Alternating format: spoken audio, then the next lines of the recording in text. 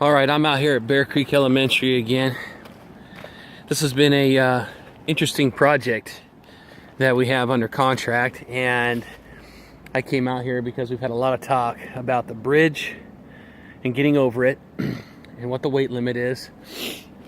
And then we talked about getting off the bridge and driving across this ball field that's filled with sand. In my previous two videos, and even in the video that Wepler did, one of the concerns we had was the bridge, of course, but also this sand being so soft because of the clay that's underneath it. Then you got the play shed in the very back where we're supposed to do our work, and the clay that's 14 inches down underneath the crushed rock, and our fear of sinking. So, took some pictures here. First of all, this bridge. I have the bridge here in this picture.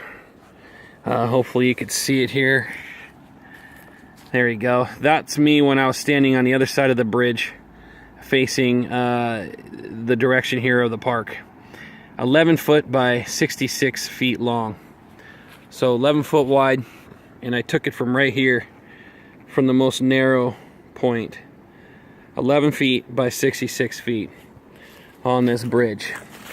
You can see on both ends, not that end so much, but on this end, you've got almost 20 feet of it under this concrete block here. I'm sure it's backfilled inside, and that's probably the walls here. On both sides, you're looking at a little over 12 inches. Almost 12 inches there, thick or wide. So that's that. Okay. Tree clearance, you've got easy to clear a couple of these off, but it looks like we've got plenty of height to get through and not be interfered with the branches.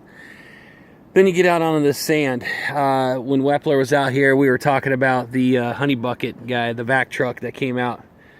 And when he came out the other day, he did exactly this. He pulled forward, and he kind of got stuck when he went to back up. So he had to pull forward, and then he backed up. Took him one shot after he pulled forward and then backed up. But this is what it looks like when the rains come. So now all of a sudden, this sand, it reminded you when we were out here when it was really dry, it reminded you of being out on the beach. And it was really soft, and you're walking and your feet are slipping because you're walking in really soft sand. Well, now the rains come, and I walk across it like it's nothing because it's a lot harder. And you can see where the truck came in, backed up, and you know, in this little spot right here kind of got a little squishy, but he was able to turn on a radius here, and it looks like he didn't sink much. Well, that's the same situation as you go across this.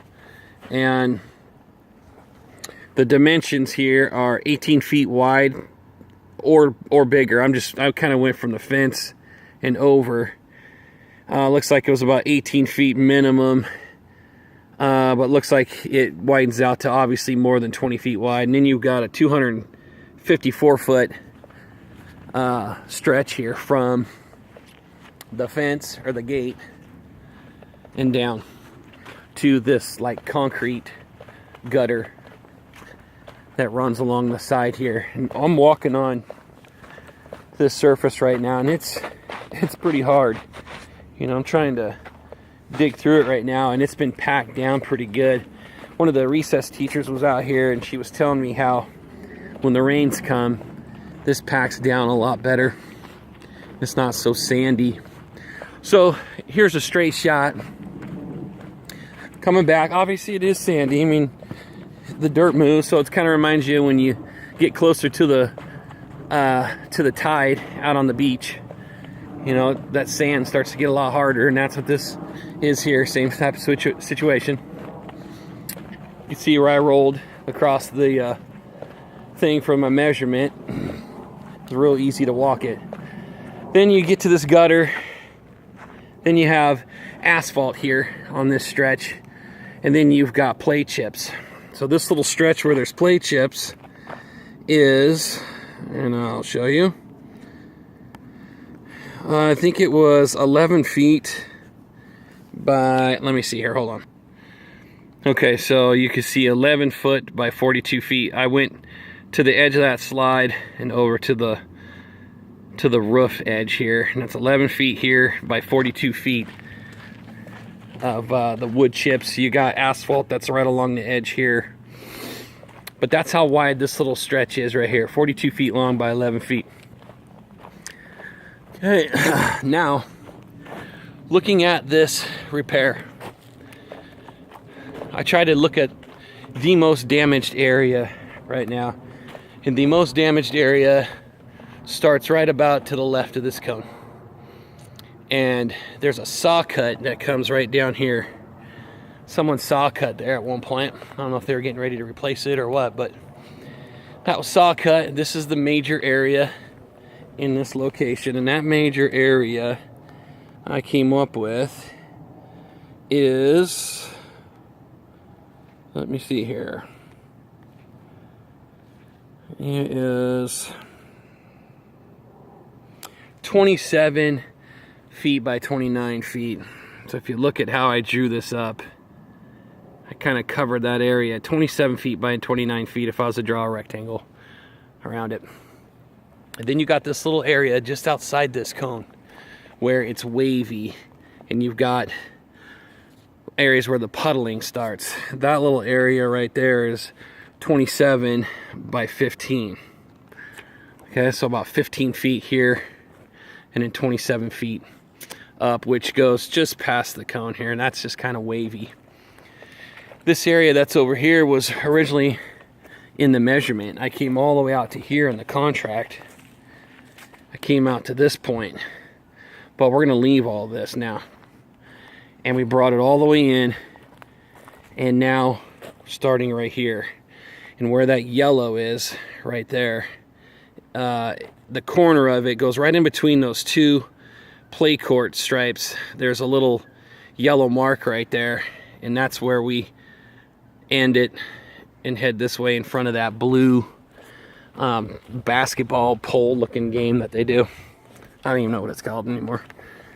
Okay, so that 27 foot by 29 foot is what I measured just in the major damaged area. But let me show you a view from the side over here. This area right here, by the way, is real wavy and lumpy, and that area is, let me see, what do I come up with? 12 by 17, lumpy and cracked. That's right in that area right here. That I would think needs to be patched for sure too. All this that's over here, it's you know, you could see it's got its ups and downs. It's a little wavy, but it's not horrible. I think it could still be replaced, and we could still go with my original mark here that goes up, and not there, but goes to that next little elbow there and shoots over. I think we could probably remove that